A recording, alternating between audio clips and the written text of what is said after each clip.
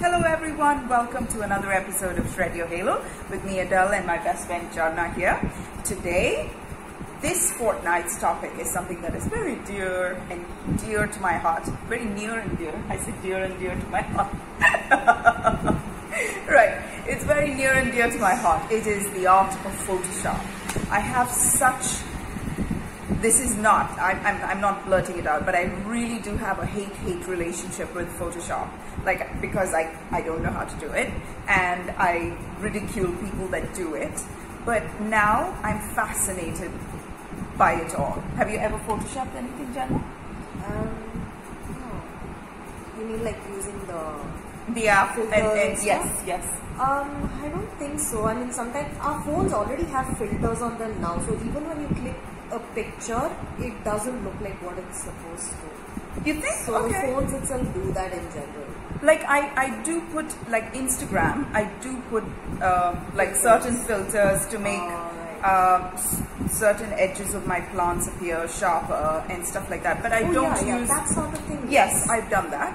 I don't take enough selfies to warrant a beautifying app, and I'm quite comfortable with the way I look and I just don't have patience. So actually that is the biggest reason of all.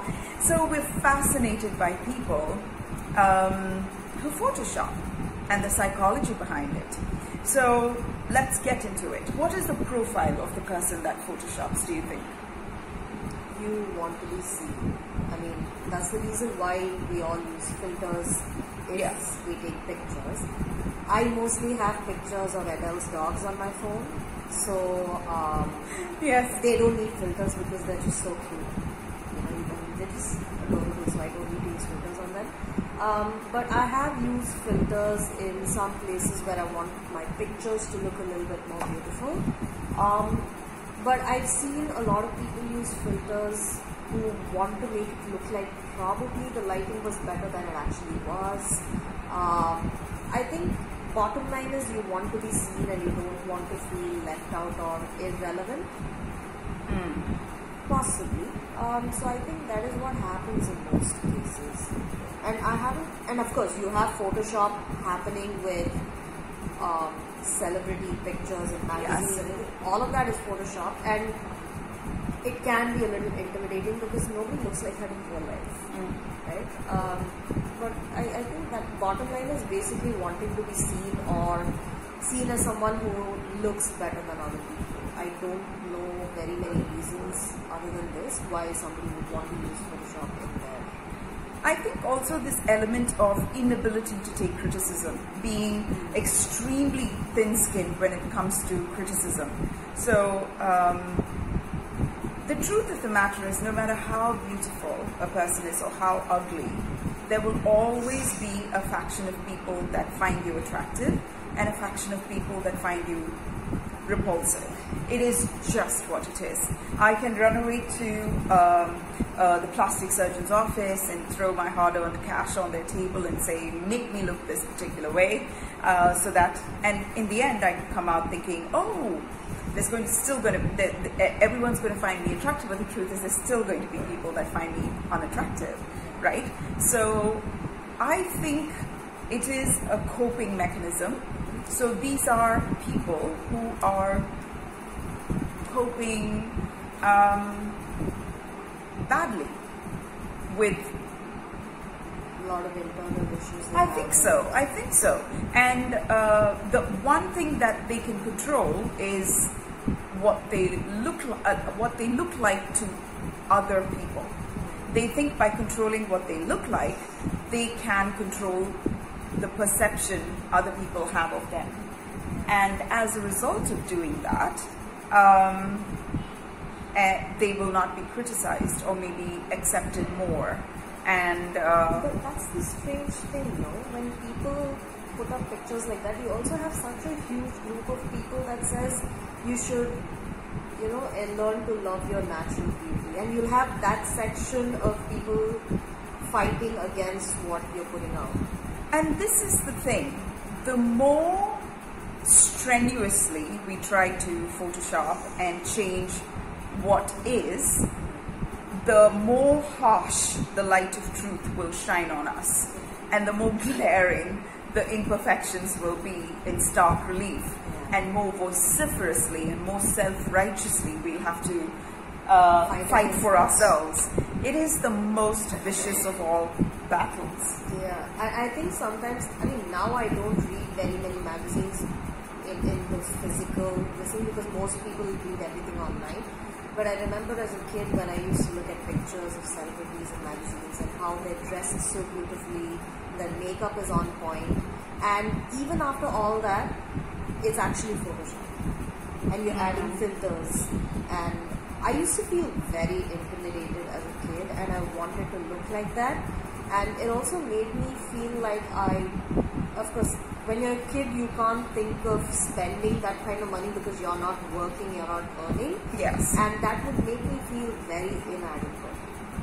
Even when I was 10, 11 years old, I guess I didn't have the words to say what I felt, but I would feel very, very uncomfortable in my own skin. Like what I looked like was not enough, and I had to look like somebody else to be recognized, to be acknowledged, to be loved. And it was all about how I was on the outside. It didn't matter who I was on the inside. So it just made me feel very badly about myself. But this is the whole point, right? People will make others feel who they are.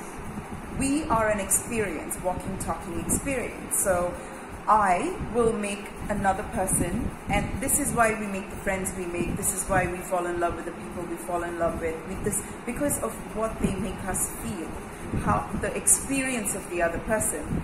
Everything you just now narrated is exactly what these celebrities are probably feeling anyway.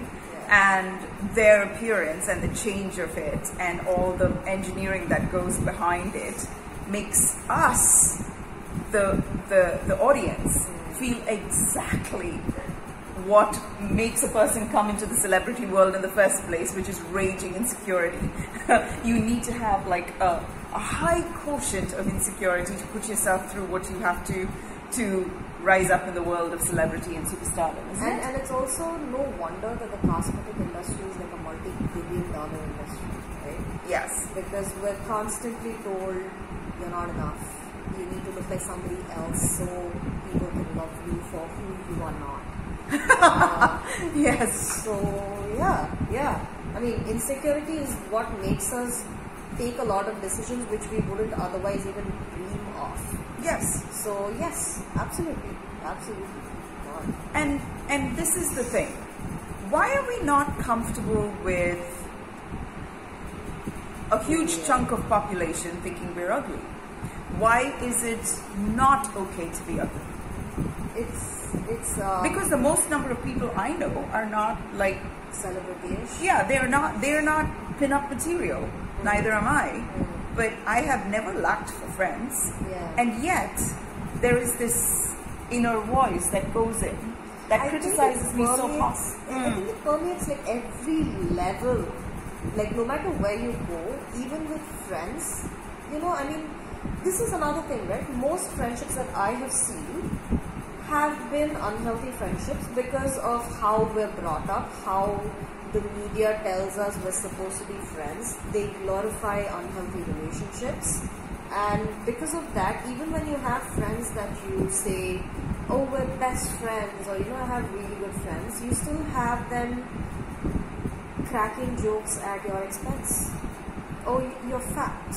Oh, you are dark skinned. Oh, you are ugly. So you have friends doing that to you. So how can you expect some stranger to be, I suppose strangers are a little kinder to you to your face. Yes. But behind your back, you don't know what kind of shit they're talking. This is the thing. Why are we not? Why are we constantly, like, we see ugliness. We see asymmetry as a sharp edge that needs to be blunted and softened for someone else's comfort.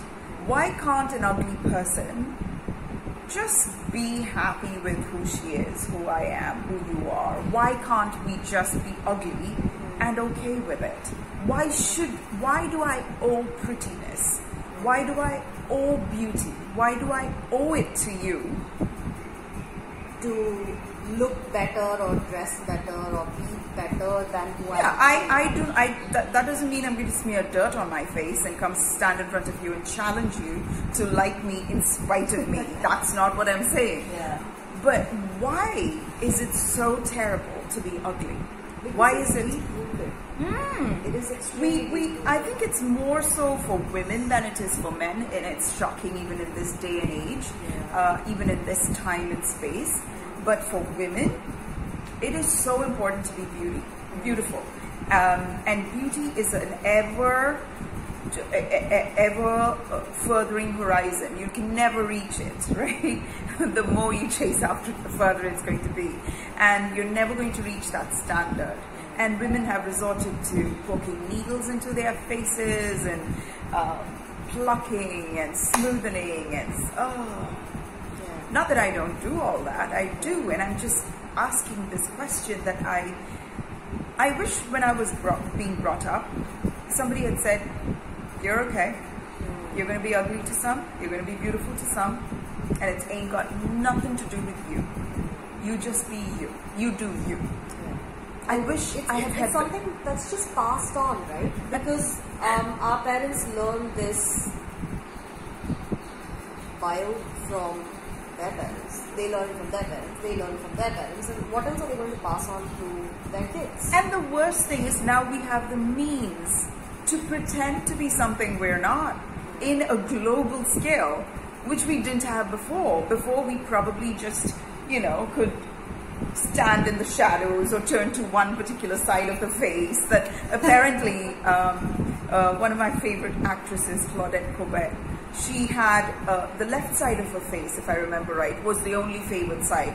So she would act in all the scenes with the left side of her face, and I thought, what? There is such a thing? But now you can do so much digital makeup. Now we have the means, and we are just as unhappy as I imagine the Hollywood stars and the starlets of the 1930s were. I think now you have more masks that you can use to cover up how empty you feel. Oh God, that's so terrifying to hear. Which is true. I guess earlier they didn't have it, so maybe people back then were a little bit more accepting. If you really think about it, the more we develop in terms of technology, in terms of infrastructure, we feel like so far away from each other even when we're sitting in the same room, right? And because of that, now you have makeup to cover up a lot more that you think are your flaws. Yes. And you have filters that you think are your flaws. There are times, there is this joke that I heard a long time back. It's not hilarious, but it represents what we're dealing with now. There is this lady who wants to change everything about herself, and she meets God and tells him or her that she wants to change her hair and this and that. So God says okay. She becomes this really very cleaned up person with her appearance, changes the color of her hair, and then when she dies, God says, I took you early because I didn't recognize you. So that is the state of where we are right now, because we're not able to accept certain things about us simply because someone told us it wasn't enough. And the truth of the matter is, when I was young, I was large, I was dark, I was considered very ugly, I got bullied a lot for my looks, and it made me miserable, but I am so grateful for the misery as an adult, because it made me go after the things that because we're always going to compensate. Human beings, we're always going to compensate. We are social creatures. So if my looks don't matter, then I said, okay, what can I do to come up in this world, to have recognition? So I grew my intellect. So I studied, I read, I learned to speak properly. I learned to be more lucid with my words and my language. And then one of my favorite gurus on the internet, she said, it's good if you were not pretty as a child because you grew the faculties that really matter in adulthood. And then it's just a matter of going to the dentist and the dermatologist and getting a good haircut. And I am so on board with her, because now as an adult, I see good looks and beauty as just grooming. The rest of the stuff, the fundamentals of who you are as a person, in my formative years, oh, I'm so glad. I am so glad I was a social reject as a result of my looks. This is not to put down the new kind of hell the young generation are in right now with the technology at their fingertips. Thank goodness I didn't have anything. We had dial-in phones when I was a child, and thank God for it. Yeah. So I am so grateful for that, because I wouldn't know how to traverse this choppy waters of self-esteem. How do children do it? But when you have the goals, you could catfish someone by changing your appearance, and you get your emotional needs met by someone's attention towards you as a result of changing and morphing your looks, and there it is, the dopamine rush. And none of us are going to work hard and wait for delayed gratification, right? Because this is delayed gratification. I am so at peace with myself. I know that I'm ugly to a lot of people. I know I am attractive to a lot of people, and it's got nothing to do with me. It's finally absorbing stuff that just belongs to other people. Like, we make other people's opinions our own, because that is how we grow up and adapt to our surroundings. So the idea is to not continue remaining in survival, even though it is important for us to have validation from some important people in our lives. Yes. Most of the time we're just coping and trying to skirt around people who will make us feel badly because they feel shitty about themselves. And the more you do inner work, chances are you won't run into as many people as you would otherwise. Because I keep looking at men, right? I keep looking at men like, what if Bill Gates was told, oh, you're such a pigeon-chested loser, you know? And all he did was spend time in a gym trying to build his upper body or Photoshop. He didn't bother, you know? So I think that's so important. Or what if somebody went to Mark Zuckerberg and said, oh, you loser, you don't know, what is that head? What is that face? Where is your haircut? You know, like, get a haircut.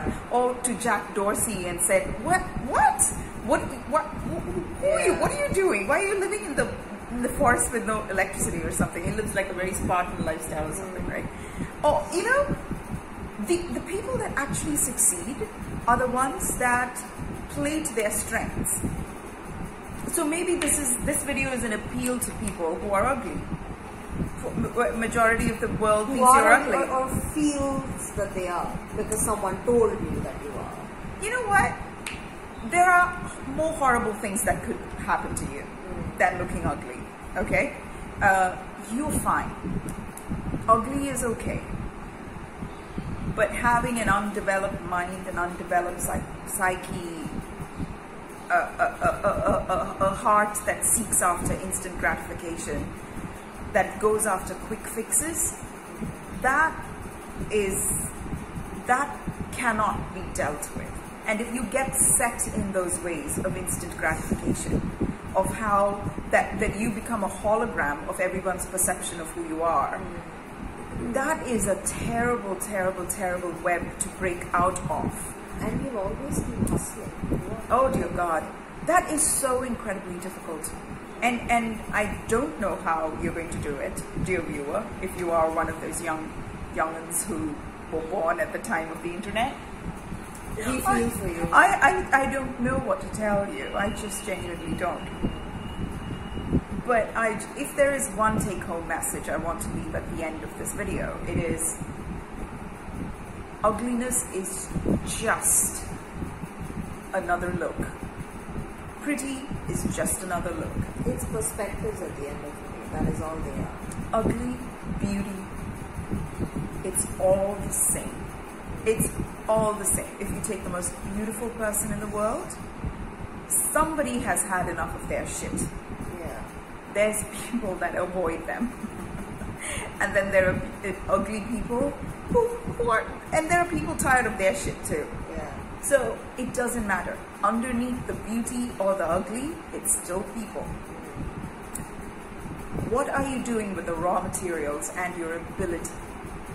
Why not take the ingenuity of Photoshop and plastic surgery and all that's happening and channel it into something that is that can actually help you build your life with looks not being the center of yes.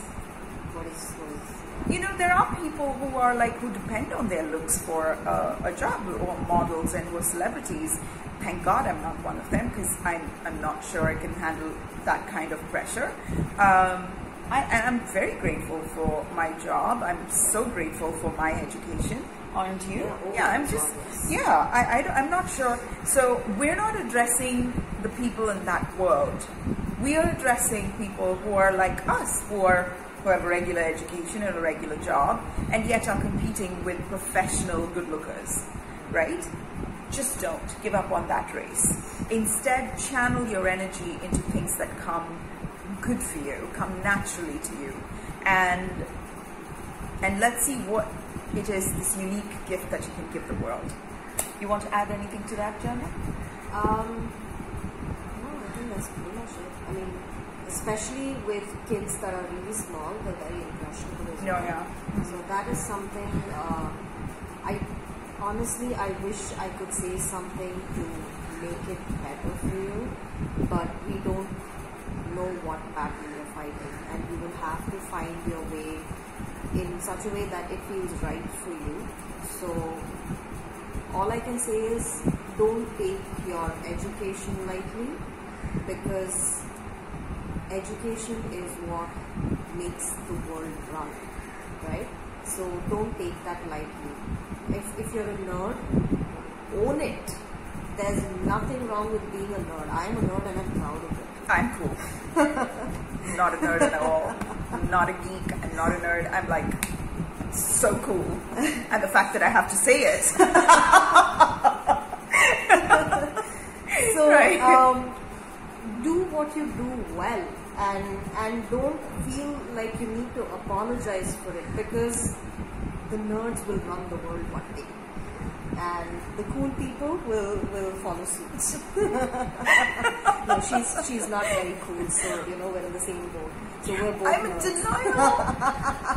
I'm photoshopping coolness all over me. So it's a tough time, we get it. I didn't grow up in the time of the internet. And honestly, I think my life was much easier than it must be for kids these days. So, no doubt, like, you know, everybody has their battles. Just pick the ones that you think are worth fighting for, and staying, you know, strong about certain battles, because there are certain battles we fight for absolutely no reason. Don't pick and choose your battles wisely. Learn where you want to put your energies and see what kind of gains you're looking at long term, because instant gratification never helped anybody in the long run. So yeah, I think that's all I can leave you with, because that is all I know. Yes. And be okay with ugly. Be okay with always living the rest of your life feeling that sometimes you will approve of your looks, sometimes you won't. Some days you'll wake up feeling ugly, some days you'll wake up feeling pretty, some days you'll wake up feeling confident, some days you'll wake up feeling so insecure.